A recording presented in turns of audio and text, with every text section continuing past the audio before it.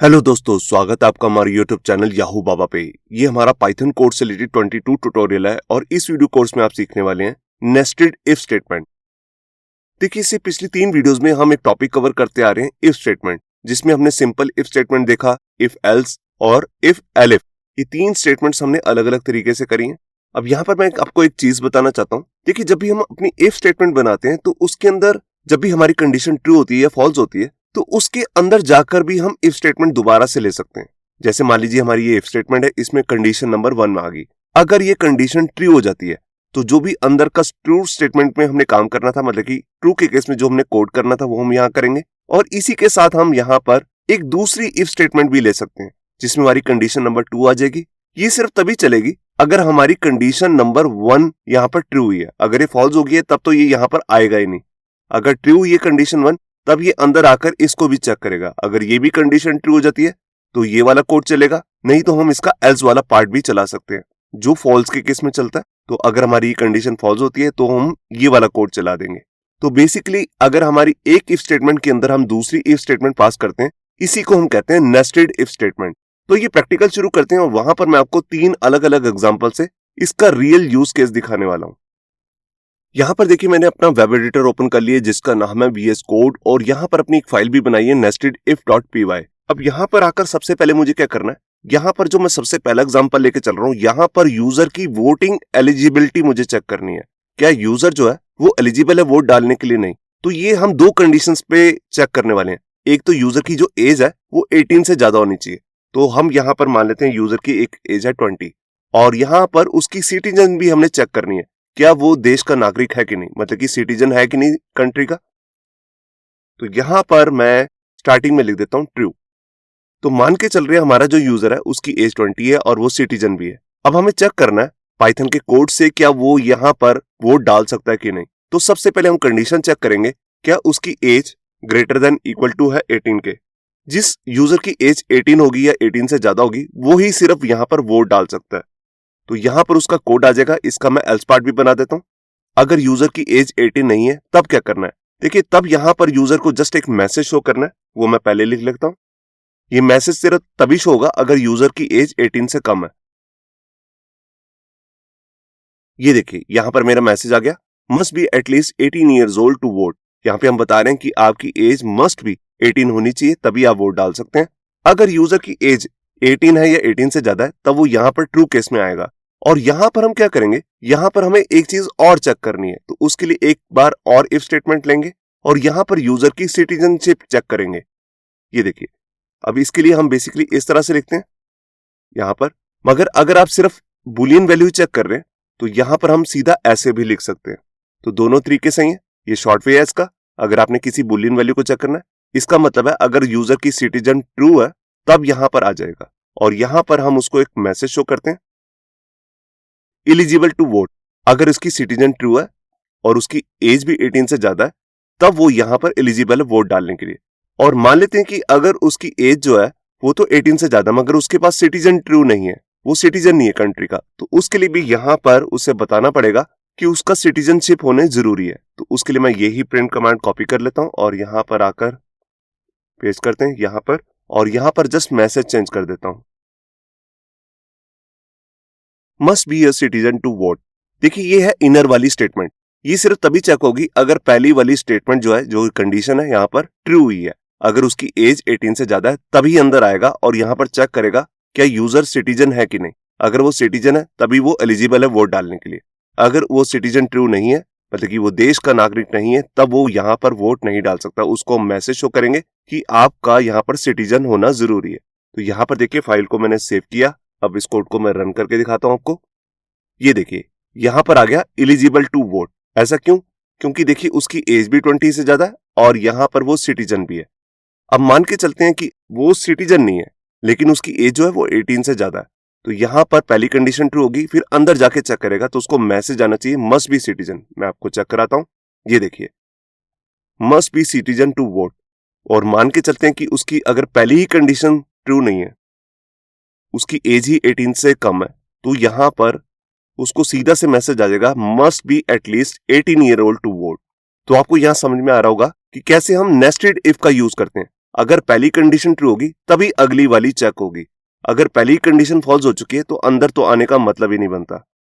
अब इसके बाद मैं आपको एक दूसरा एग्जांपल बताता हूं जिसके अंदर मैं एटीएम की एक विड्रॉल मशीन बना रहा हूं। तो उसके लिए मैं इस कोड को सारे को कमेंट कर देता हूं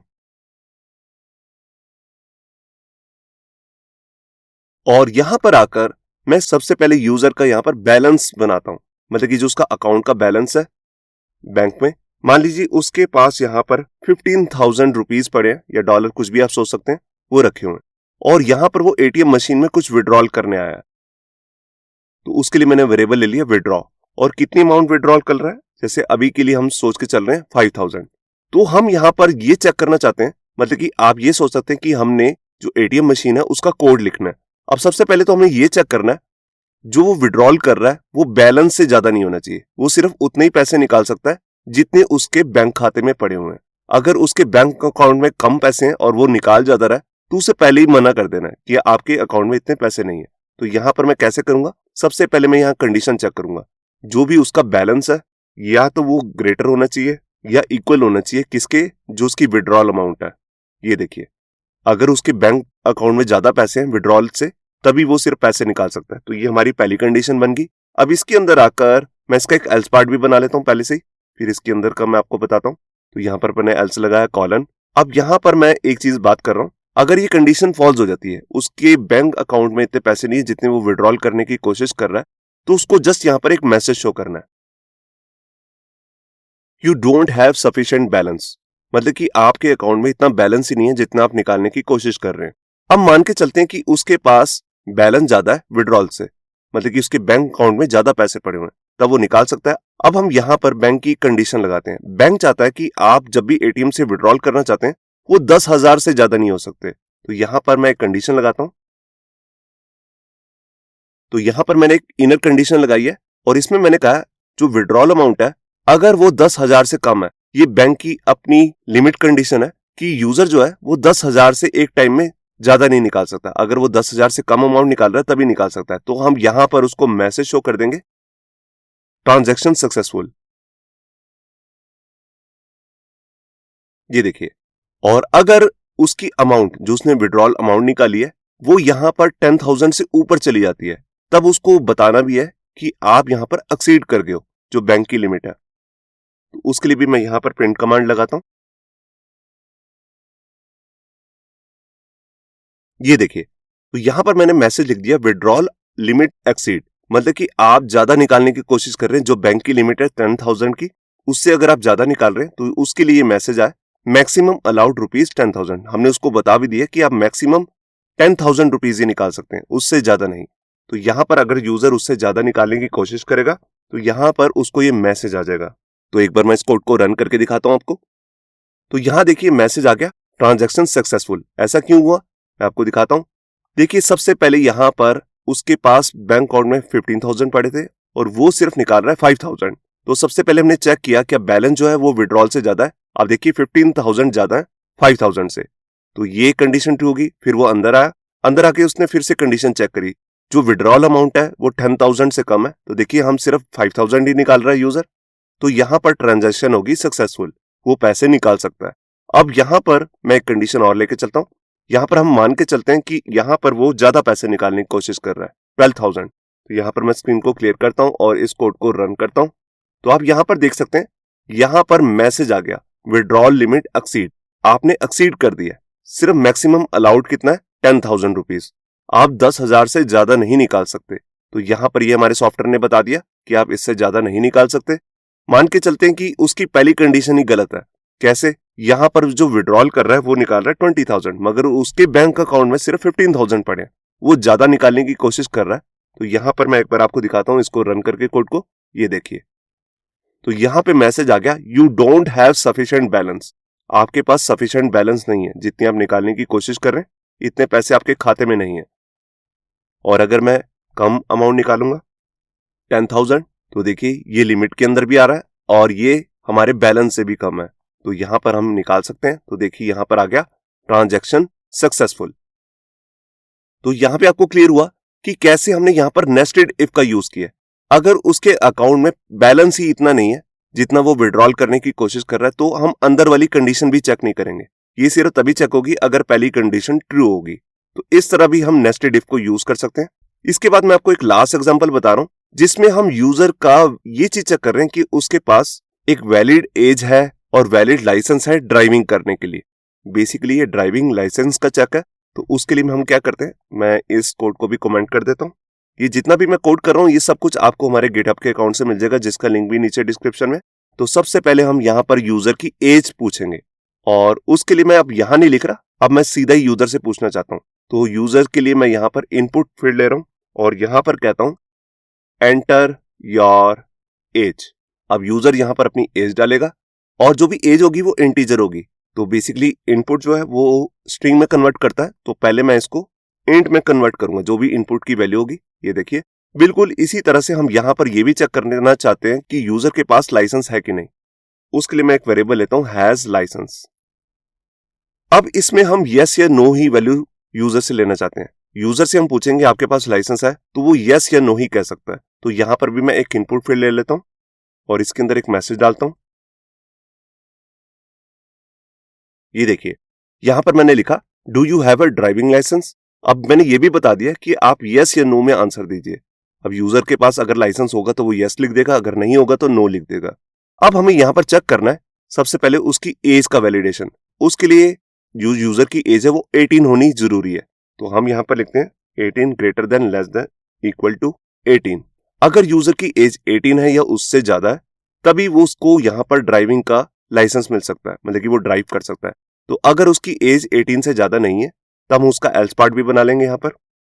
और यहां पर मैं पहले ही उसको एक मैसेज शो कर देता हूं, यू आर अंडर एज। ये देखिए, अगर उसकी एज 18 से ज्यादा नहीं है तो हम उसको ये मैसेज शो कर देंगे।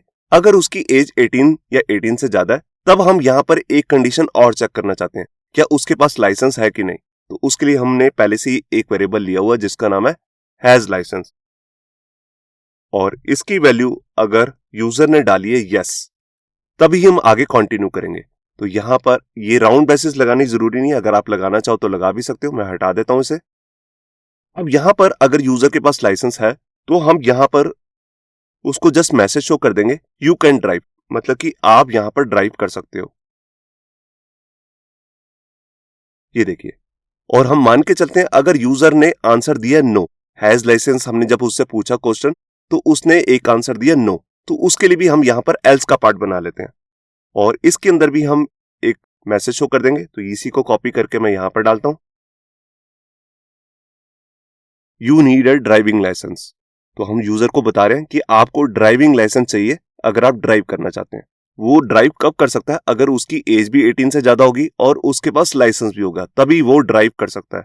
अगर उसकी एज 18 से ज्यादा और लाइसेंस नहीं है तो उसको हम ये वाला मैसेज शो कर देंगे। अगर उसकी एज ही 18 से कम है तो हम अंदर वाली कंडीशन ही नहीं चेक करेंगे, हम सिर्फ उसको मैसेज शो कर देंगे यू आर अंडर एज। तो ये हमारा कोड तैयार है। अब मैं इसको रन करता हूं। ये देखिए, यहां पर वो पूछ रहा है कि एज क्या है, तो मैंने एज यहां पर डाल दी जैसे कि 19 ईयर्स, और ये पूछ रहा है कि यहां पर आपके पास लाइसेंस है, तो मैंने लिखा यस। तो देखिए यहां पर इसने बता दिया यू कैन ड्राइव। मैं दोबारा से इस कोड को रन करता हूं। ये देखिए, अब मैंने यहां पर एज ही कम डाल दी, जैसे डाल दी 16, और इसने पूछा आपके पास लाइसेंस है, तो देखिए लाइसेंस तो बनेगा ही नहीं अगर आपकी एज ही 16 है, तो वैसे मैं लिख देता हूं नो। तो यहां पर इसने पहले ही बता दिया यू आर अंडर एज। अब हम एक एग्जांपल और लेके चलते हैं।